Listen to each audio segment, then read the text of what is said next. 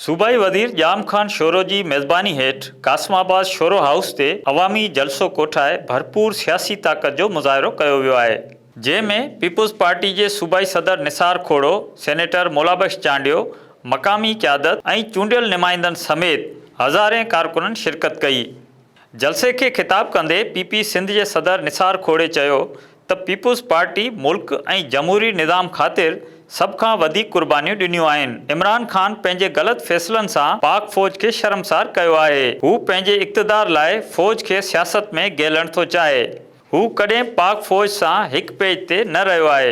People's party सां मुक़ाबलो अगर सिंध में हुयो तो उते पीपुल्स पार्टी इमरान खान के हाराए पोयो आयो आहे। वो छाइदो आहे पूरो वक़्तु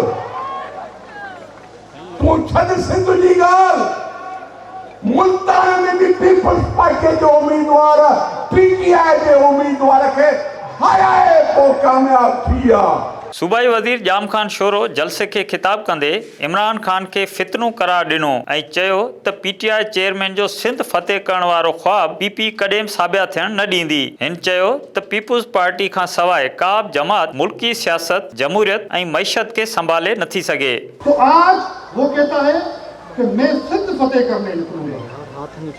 4 सालों में एक रात के लिए भी वो सिंध में नहीं ठहरा।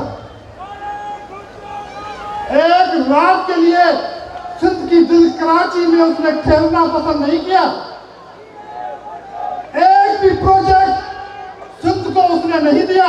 सिंध के लोगों ने, जिन्होंने पाकिस्तान बनाया है, जिन्होंने आइन बनाया है, वो पाकिस्तान को नुकसान पहुंचाने किसी को भी नहीं देंगे।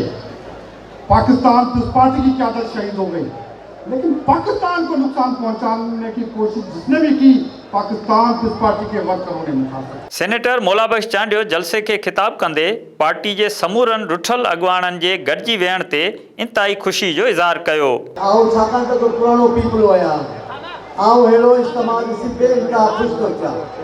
अॼु सालनि खां पोइ निसार साहब, सालनि खां पोइ सॼी पीपुल्स पार्टी इन अंगण ते मौजूदु आहे।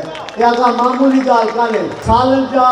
सालनि जा रुठल, परे परे वेठल, नाम निहाद ॻाल्हि कावड़ियल, इलाही ॾींहंनि खां न मिलंदड़ अॼु हिन अंगण ते वेठा आहियूं।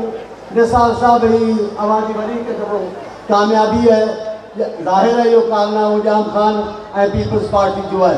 शोरो हाउस ते थियल जलसे में पीपी ज़िले हैदराबाद के सदर सगीर कुरैशी, MNA तारिक शाह जामोट, MPA अब्दुल जब्बार खान, सैयद फयाज शाह, काशिफ शोरो, जाहिद बुरगड़ी ऐं ॿियनि पिणु खिताब कयो।